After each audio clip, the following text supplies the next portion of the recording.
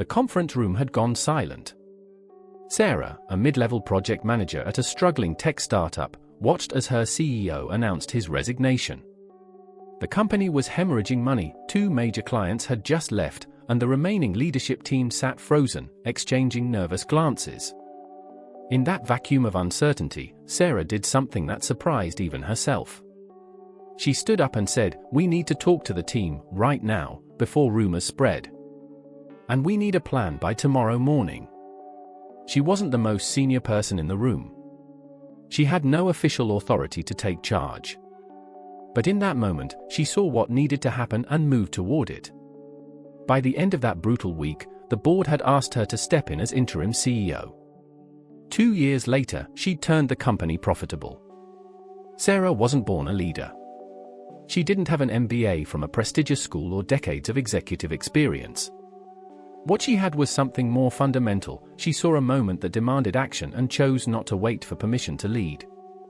This is where our fundamental misunderstanding about leadership begins. We imagine leaders as people with innate charisma, commanding voices, and corner offices. We think leadership is a position you're awarded, a title on a business card, a role you're selected for. But leadership, the kind that actually transforms organizations, communities, and lives, works differently. Leadership is not something you are, it's something you do. It's a series of choices you make, skills you develop, and responsibilities you willingly shoulder when the situation demands it. The conference room had gone silent. Sarah, a mid-level project manager at a struggling tech startup, watched as her CEO announced his resignation. The company was hemorrhaging money, 2 major clients had just left, and the remaining leadership team sat frozen, exchanging nervous glances. In that vacuum of uncertainty, Sarah did something that surprised even herself. She stood up and said, "We need to talk to the team, right now, before rumors spread. And we need a plan by tomorrow morning." She wasn't the most senior person in the room. She had no official authority to take charge. But in that moment, she saw what needed to happen and moved toward it. By the end of that brutal week, the board had asked her to step in as interim CEO. 2 years later, she'd turned the company profitable. Sarah wasn't born a leader. She didn't have an MBA from a prestigious school or decades of executive experience. What she had was something more fundamental. She saw a moment that demanded action and chose not to wait for permission to lead. This is where our fundamental misunderstanding about leadership begins. We imagine leaders as people with innate charisma, commanding voices, and corner offices. We think leadership is a position you're awarded, a title on a business card, a role you're selected for. But leadership, the kind that actually transforms organizations, communities, and lives, works differently. Leadership is not something you are, it's something you do. It's a series of choices you make, skills you develop, and responsibilities you willingly shoulder when the situation demands it. The greatest leaders in history weren't necessarily the loudest, the most confident, or the most credentialed. Abraham Lincoln battled crippling self-doubt. Mother Teresa was a quiet Albanian nun. Nelson Mandela spent 27 years in prison before leading a nation. What separated them wasn't some magical quality they possessed from birth, it was their willingness to grow into the weight of the moment.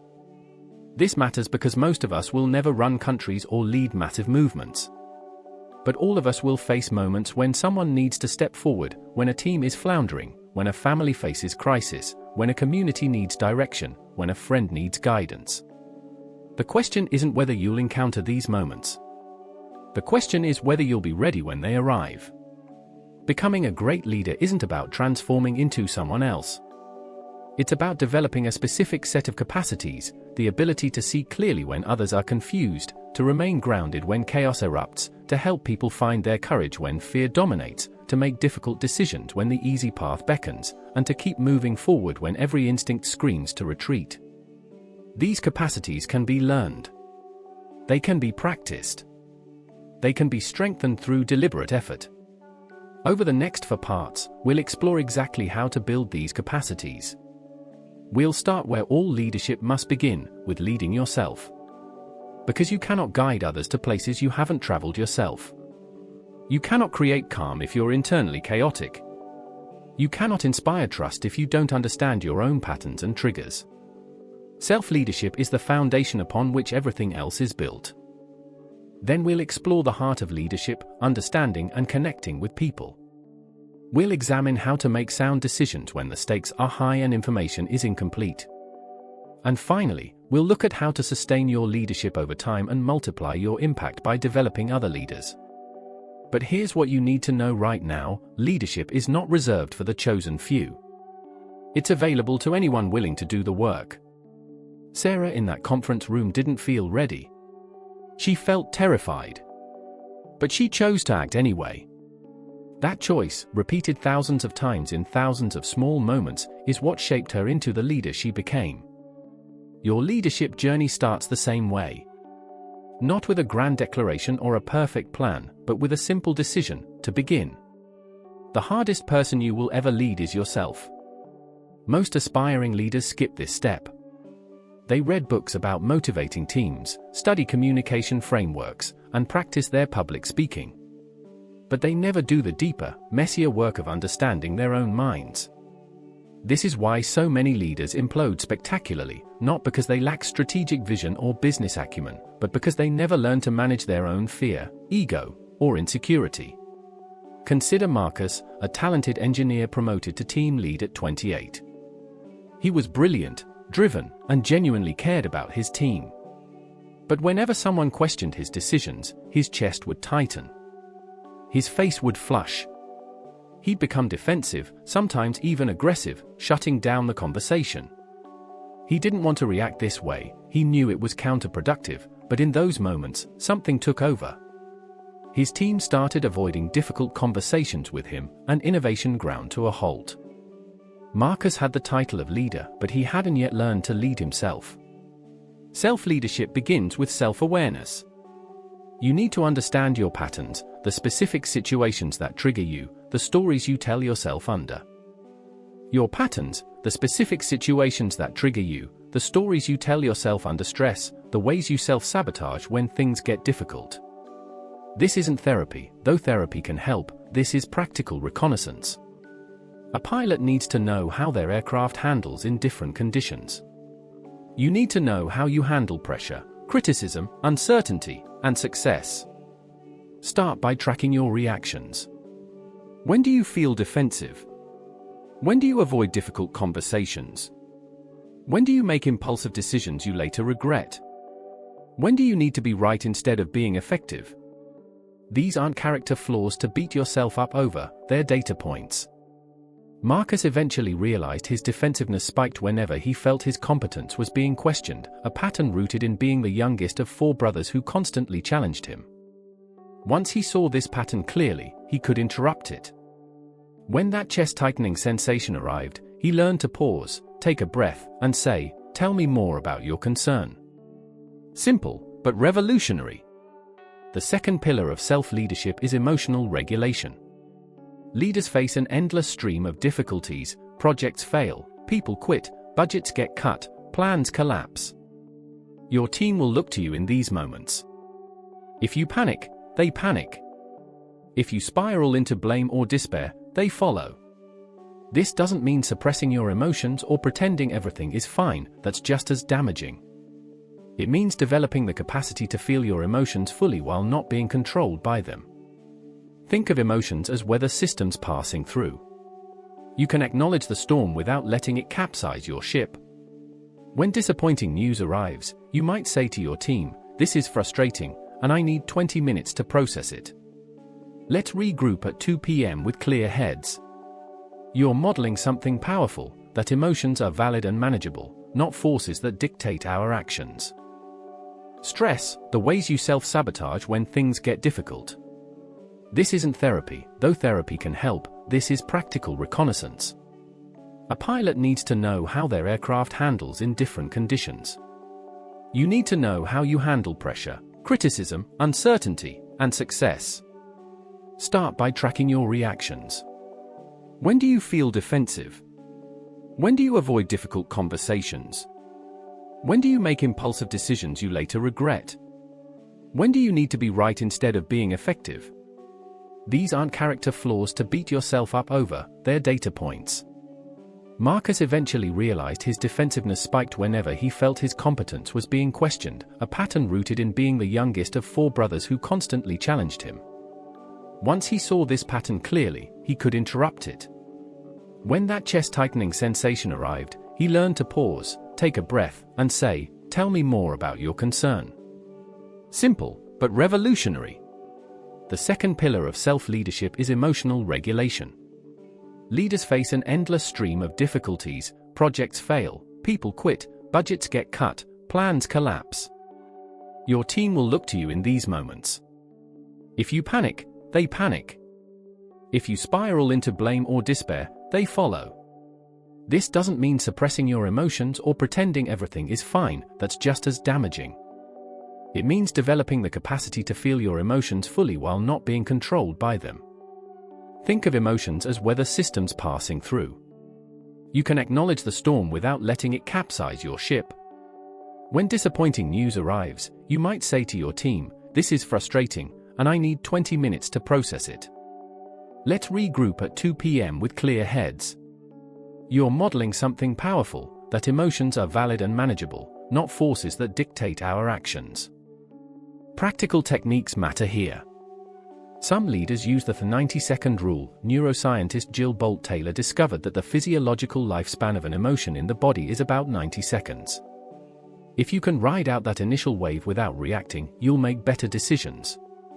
Others use simple grounding techniques, feeling their feet on the floor, naming 5 things they can see, taking 3 deep breaths.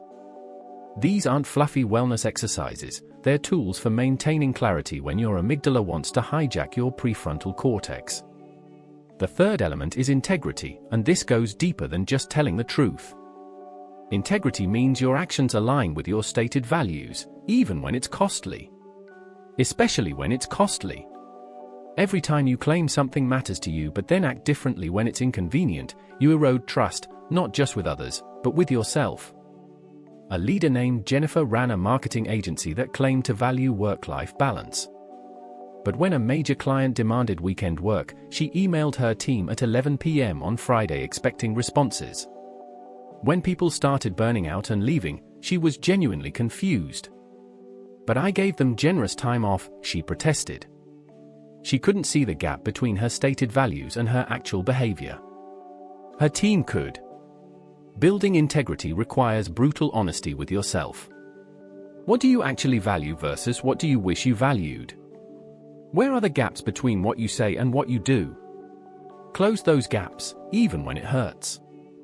If you claim transparency is important but you're withholding difficult information from your team, you have a choice: either start being transparent or stop claiming it's a value. The gap itself is what destroys leadership. The fourth pillar is continuous learning, but not the kind you might think. Yes, read books and take courses. But more importantly, treat every mistake as data rather than evidence of your inadequacy. Great leaders have a fundamentally different relationship with failure. They're not immune to disappointment or frustration, but they channel it into curiosity. What did this teach me? What would I do differently? What assumption was I making that turned out to be wrong? This requires what researcher Carol Dweck calls a growth mindset, the belief that abilities can be developed rather than being fixed traits. Leaders with growth mindsets say things like, "I haven't figured this out yet," instead of "I'm not good at this." They seek out challenges that stretch them rather than staying in their comfort zones. They ask for feedback, even when it's uncomfortable, because they're more committed to growth than to protecting their ego. Finally, self-leadership demands that you take responsibility for your own energy and sustainability. You cannot pour from an empty cup. The leader who brags about working 80-hour weeks and sleeping for hours a night isn't demonstrating dedication, they're modeling dysfunction. Your team will copy you. If you're constantly exhausted, reactive, and overwhelmed, that becomes the culture. This means you need non-negotiables: time for exercise, sleep, relationships, activities that restore you. Not as rewards for good performance, but as foundational requirements for sustained excellence. Some leaders protect their morning routine. Others block off weekend time. Find what works for you, then defend it fiercely. This isn't selfish, it's strategic. When Marcus finally did this work, learning his triggers, developing emotional regulation, closing integrity gaps, adopting a learning mindset, and protecting his energy, something shifted. His team noticed. People started bringing him difficult problems again because they trusted he wouldn't explode. Innovation returned. But more importantly, Marcus felt different. He was leading from solid ground instead of constantly trying to prove himself. That's what self-leadership creates, solid ground. You become someone you can trust.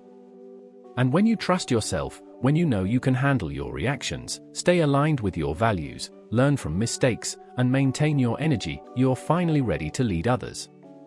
Because leadership isn't about being perfect. It's about being grounded enough that when turbulence hits, you're the stability others can anchor to. The promotion seemed like the obvious move.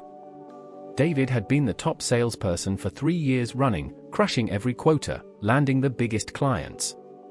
When the regional manager position opened up, leadership didn't hesitate. 6 months later, his entire team was underperforming, morale had collapsed, and 2 of his best people had quit. What happened? David led his new team exactly the way he'd led himself, with relentless drive, high standards, and minimal hand-holding. I figured out how to succeed, he thought. They should too. He couldn't understand why people seemed deflated after his feedback sessions, why they stopped bringing him ideas, why the energy had drained from the room. He was doing everything right, wasn't he? David had mastered self-leadership but failed at the next crucial step, understanding that other people are not like you. They're motivated by different things. They process information differently. They have different fears, different strengths, different histories that shape how they show up. The skills that make you personally successful don't automatically translate into leading others. In fact, they can backfire spectacularly. Great leadership is built on a foundation of genuine curiosity about other human beings. Not the shallow curiosity of small talk, but the deep curiosity that asks, what makes this person come alive? What shuts them down? What do they need from me to do their best work? What are they afraid of? What do they dream about? This starts with learning to actually listen, and most of us are terrible at it. We think we're listening, but we're actually just waiting for our turn to talk, formulating our response, or mentally categorizing what we're hearing into boxes we already understand. Real listening is different. It's setting aside your own agenda long enough to enter someone else's reality. Try this experiment. In your next conversation, don't think about what you're going to say next. Just focus completely on understanding what the other person means, not just what they're saying. Notice how hard this is. Your mind will keep drifting to your own thoughts, your own experiences, your own solutions. Gently bring it back. Ask clarifying questions. Reflect back what you heard. So what you're saying is, let them correct you. Get curious about the parts that don't make sense. When David finally learned to do this, he discovered that his team member Sarah, who he'd written off as a not hungry enough, was actually dealing with a sick parent and couldn't take on evening client calls. She wasn't unmotivated, she was drowning and afraid to say so. Another team member, James, seemed resistant to David's coaching, but it turned out James had a previous manager who constantly criticized him in public, so any feedback now triggered a shame spiral. These weren't excuses, they were the actual reality of working with complex human beings who bring their whole lives to work. The next layer is empathy, which is not the same as sympathy. Sympathy is feeling sorry for someone. Empathy is the ability to understand and share someone's emotional experience, even if you haven't been in their exact situation. It's saying, I can see why you'd feel that way, and meaning it, even if you might have felt differently.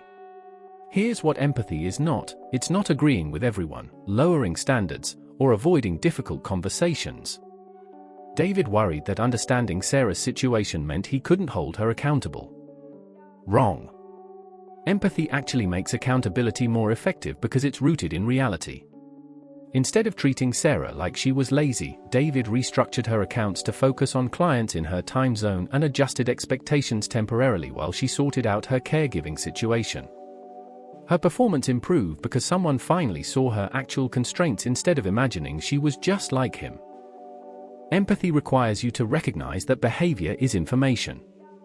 When someone is consistently late, that's not just a character flaw, it's data. Maybe they're overwhelmed.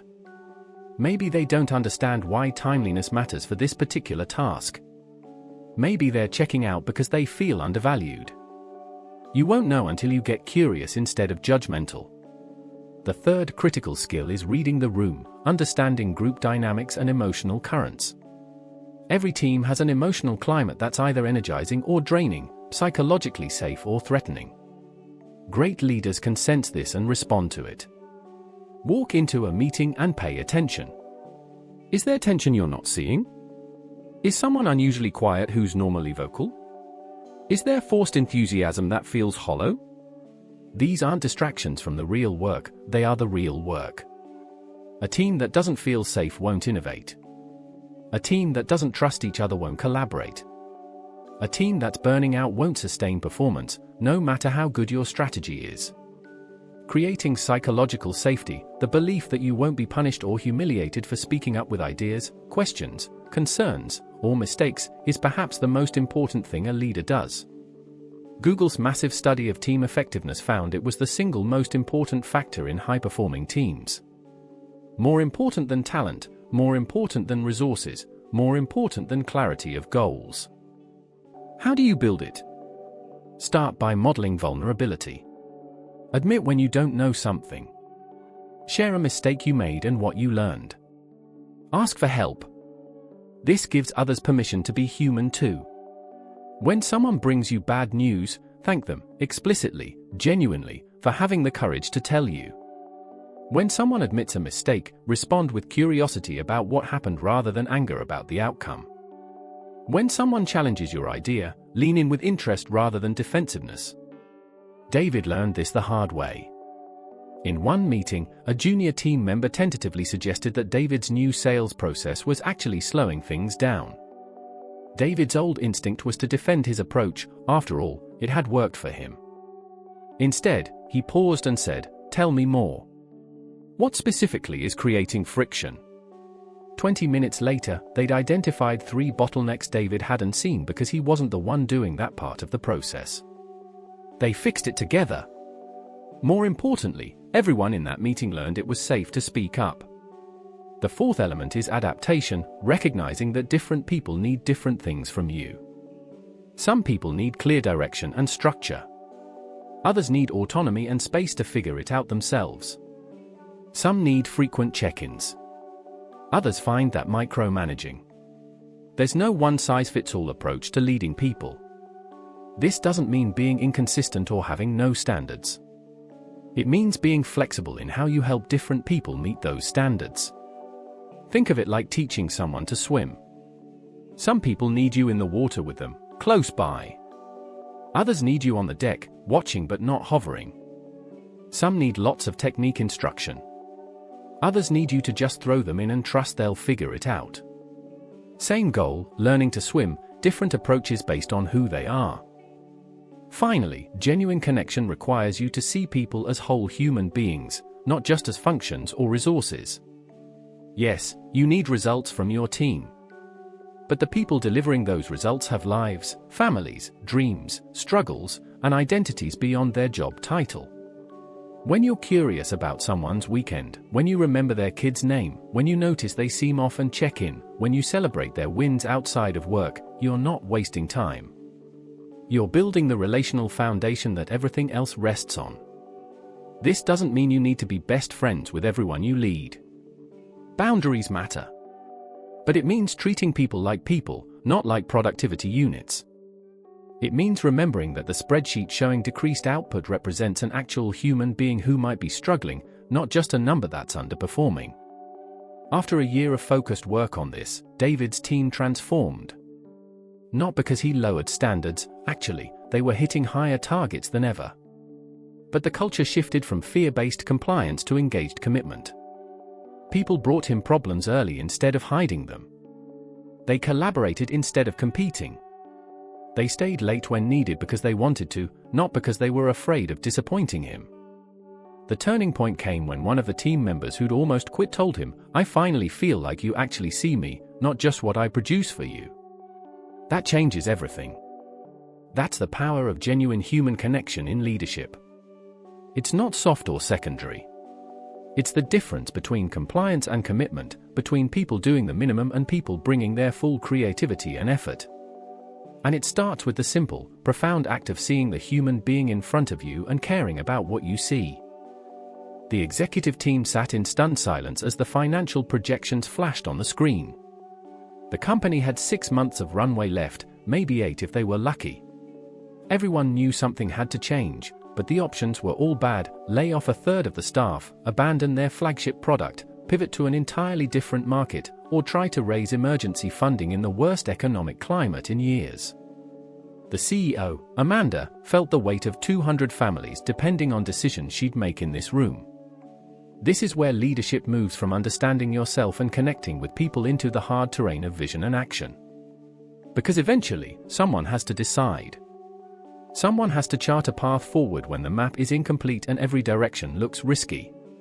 Someone has to paint a picture of the future compelling enough that people will walk through fire to reach it. Vision is not a corporate buzzword or a poster on the wall. Vision is the ability to see a future state that doesn't yet exist and make it real enough that others can see it too. It's not about having all the answers, it's about having clarity on where you're going and why it matters, even when the how is still uncertain. Amanda didn't have a vision statement prepared that day. She had something better: clarity about what mattered most. "We started this company to solve a real problem," she said. "To give small businesses tools they could actually afford. That problem hasn't gone away. It's actually gotten worse. So here's what I know: we're not abandoning that mission. The question isn't whether we keep going, it's how we keep going smarter." That single moment of clarity changed the energy in the room. Not because it solved the problem, but because it gave the problem context and meaning. People can endure enormous difficulty if they believe it's in service of something that matters. What they can't endure is meaningless struggle. Your vision doesn't need to be world-changing. It needs to be genuine, specific, and connected to something people care about. A team leader's vision might be, "We're going to be the team that delivers work so reliable, other departments fight to work with us." A community organizer's vision might be, "Every kid in this neighborhood will have a safe place to go after school." A department head's vision might be, "We're going to turn customer service from a cost center into our biggest competitive advantage." What makes vision powerful is not its grandiosity but its specificity. Vague aspirations like "be the best" or "maximize shareholder value" don't move people. But build software so intuitive your grandmother could use it, or create a workplace where people actually want to come on Monday morning, that creates a picture people can orient toward. Once you have that clarity, your job is to communicate it relentlessly. Not once in a kick-off meeting, but constantly, in dozens of small ways. How does this project connect to our vision? How does this decision move us closer to where we're going? When you're explaining why something matters, tie it back to the larger purpose.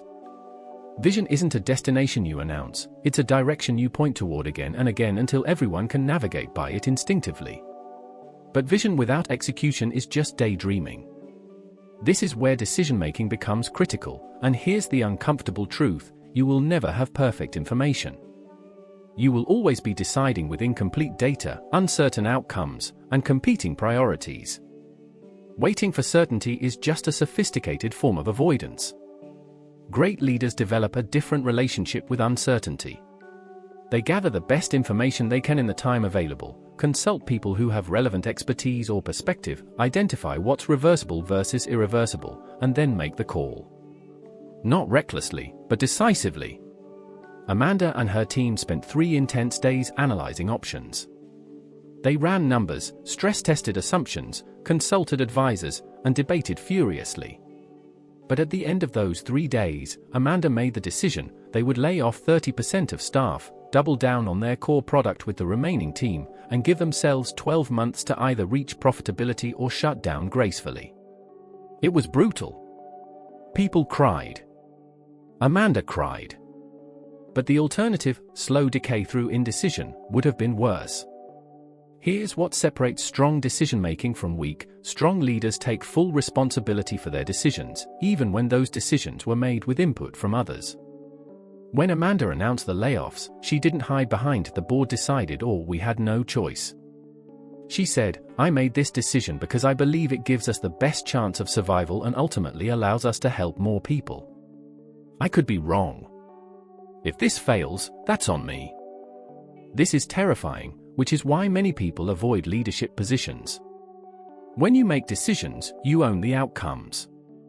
You can't deflect to circumstances or blame others when things go sideways. But this is also liberating, because it gives you agency.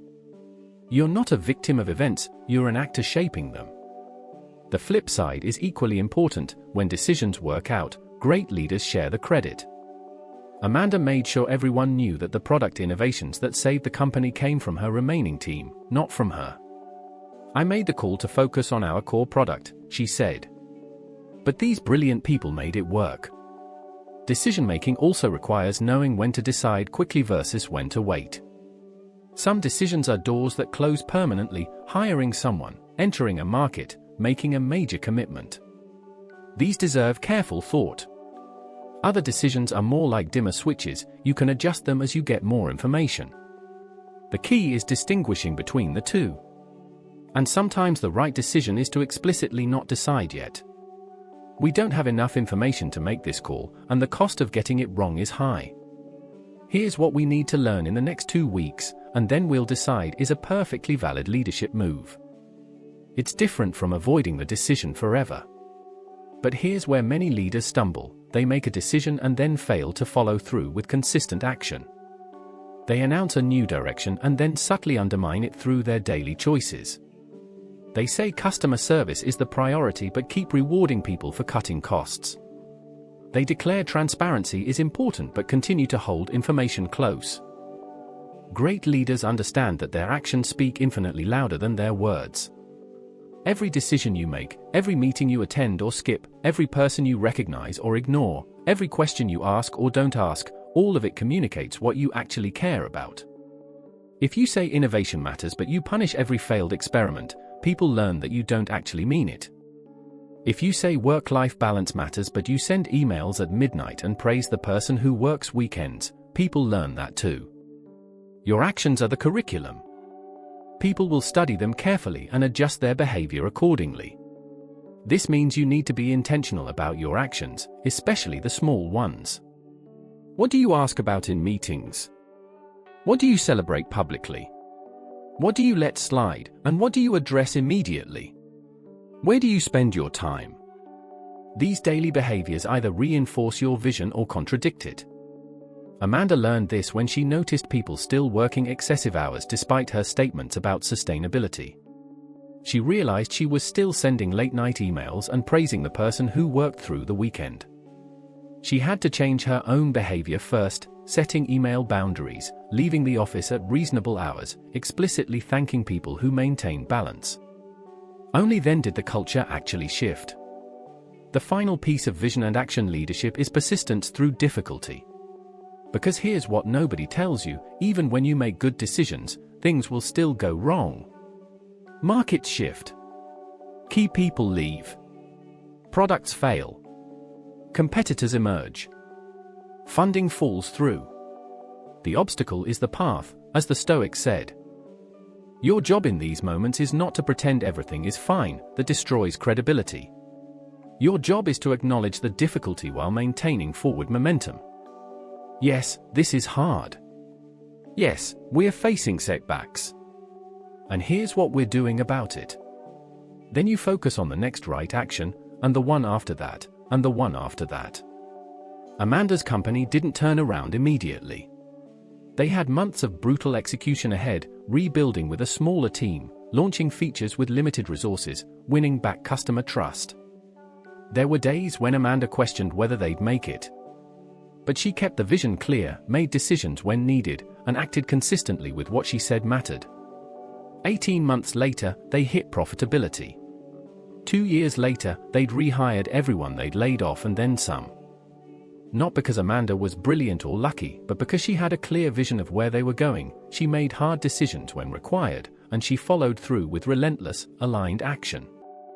That's the pattern that separates leaders who create real change from those who just talk about it. They see clearly, they decide courageously, and they act consistently. Vision without action is fantasy. Action without vision is chaos. But vision plus decision-making plus sustained action, that's how the impossible becomes real. 10 years after saving her company, Amanda faced a different kind of challenge. The business was thriving, the team had grown to over 300 people, and revenue had multiplied tenfold.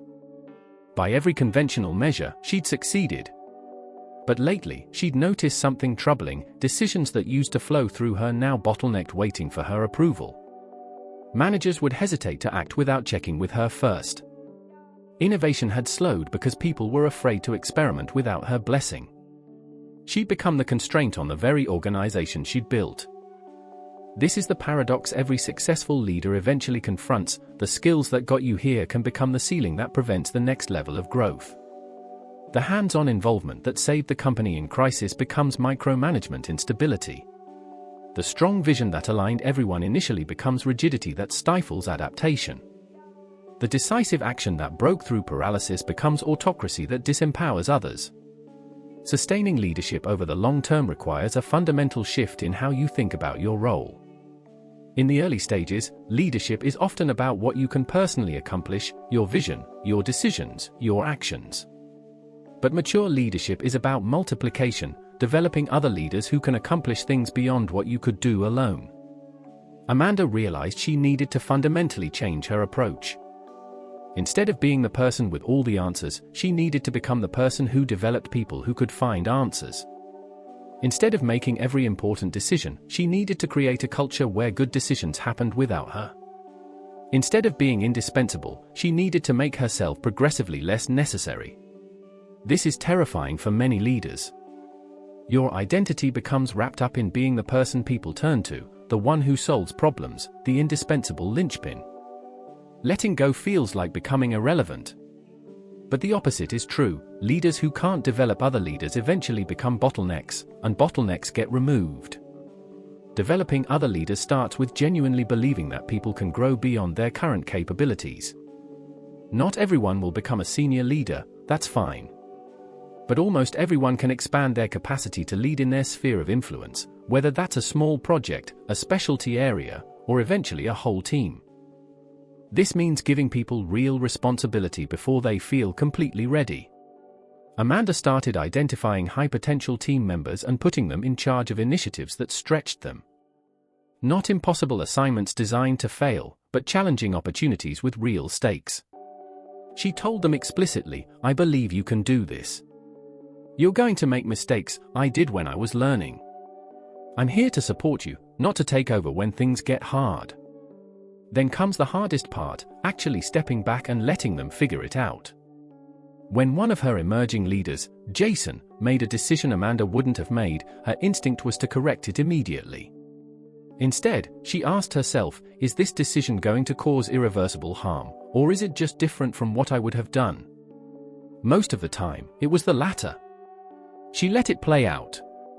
Sometimes Jason's approach worked better than hers would have. Sometimes it didn't, and he learned from the experience. Either way, he grew. This doesn't mean abandoning people. It means being available for coaching without doing the work for them. When Jason came to her with a problem, Amanda resisted the urge to solve it. Instead, she asked, "What do you think you should do? What are your options? What's the worst that could happen? What information would help you decide?"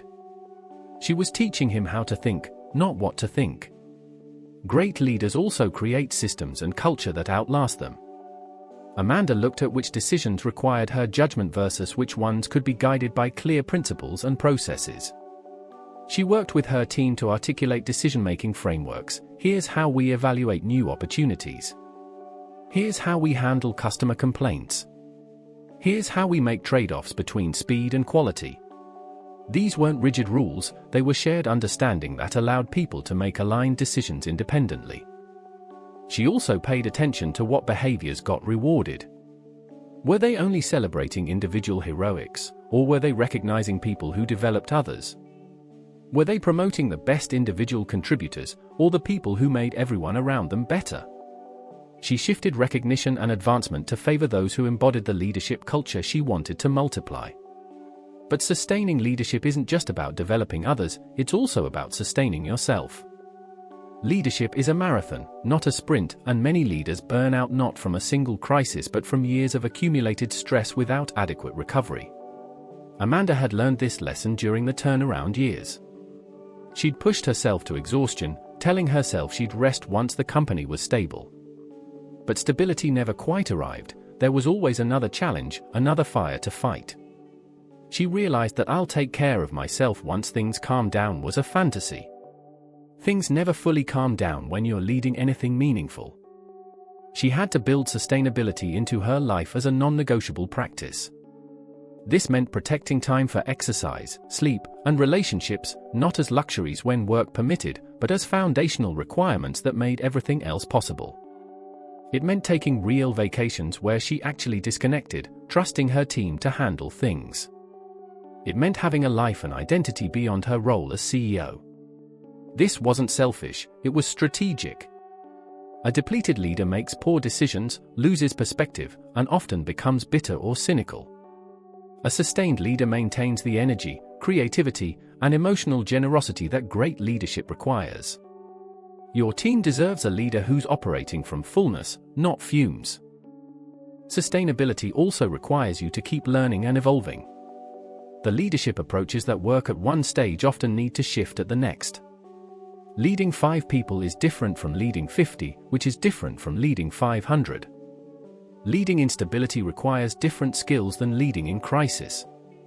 The leader who stops learning starts declining. Amanda made it a practice to regularly seek feedback, even when it was uncomfortable. She asked her team, "What do I need to stop doing? What do I need to start doing? Where am I getting in the way?" She hired an executive coach to help her see her blind spots. She read, attended conferences, and cultivated relationships with other leaders who could challenge her thinking. Not because she was inadequate, but because she was committed to growth. Finally, sustained leadership requires you to think seriously about your legacy, not in a grandiose sense, but in a practical one. What do you want to be true after you're gone? What impact do you want to have had? This isn't about monuments or being remembered, it's about the ripple effects of your leadership continuing beyond your direct involvement. For Amanda, the answer became clear: she wanted to create leaders who created other leaders. She wanted the culture of ownership, innovation, and mutual support to be self-sustaining. She wanted the company to thrive not because of her, but because of the capabilities and values she'd helped instill in hundreds of people. So she became intentional about succession planning, not as an exit strategy but as an ongoing practice. She identified potential successors and gave them increasing responsibility. She documented her thinking and decision-making processes not to create rigid playbooks, but to make her wisdom accessible. She told stories that carry the company's values and history. She created rituals and practices that would outlast any individual leader. 3 years ago, Amanda stepped back from day-to-day operations to focus on long-term strategy, with Jason, that same emerging leader she'd once coached, becoming CEO.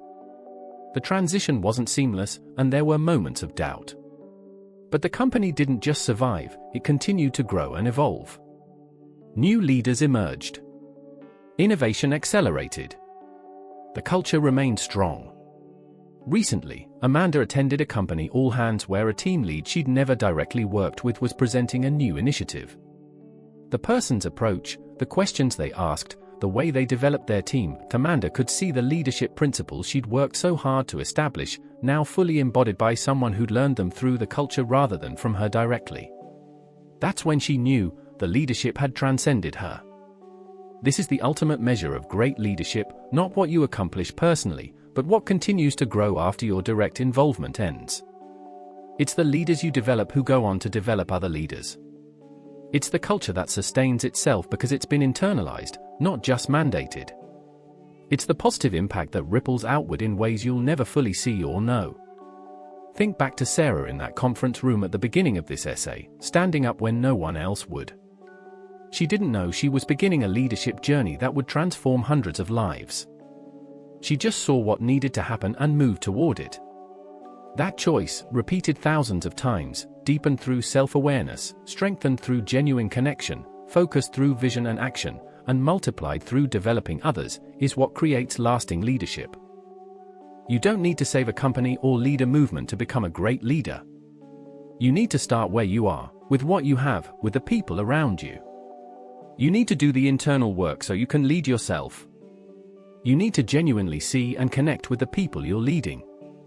You need to develop clarity about where you're going and the courage to make hard decisions in service of getting there. And you need to think beyond your own accomplishments to how you'll multiply your impact through others.